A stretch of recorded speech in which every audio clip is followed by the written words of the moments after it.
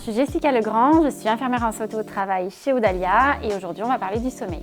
Alors le sommeil, il est important pour le maintien de la vigilance lors de l'état de veille, mais il est aussi essentiel dans plusieurs autres fonctions telles que le maintien de la température corporelle, la régulation de la glycémie, il permet de stimuler la défense immunitaire, il permet l'élimination des toxines, favoriser la régulation de l'humeur et l'activation du stress et aussi il va participer aux mécanismes d'apprentissage et de mémorisation.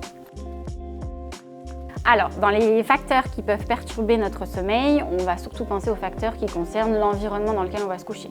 Donc le bruit, la lumière, une température inadéquate, mais il faut aussi penser à la sédentarité de l'individu, donc le manque d'activité physique qui peut potentiellement nuire à la qualité de votre sommeil.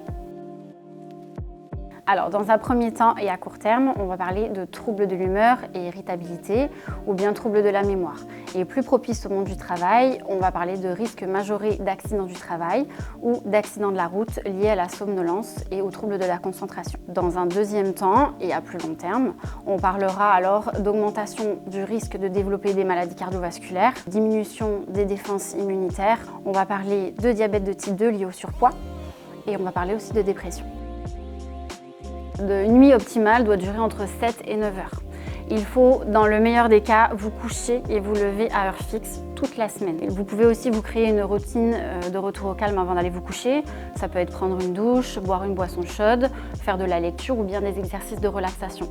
Et bien évidemment, il faut éviter tout ce qui est excitant avant d'aller vous coucher. Les boissons alcoolisées, théine, caféine, mais aussi éviter les écrans. Et enfin, votre dîner doit être léger, peu gras et pris à distance du moment du coucher.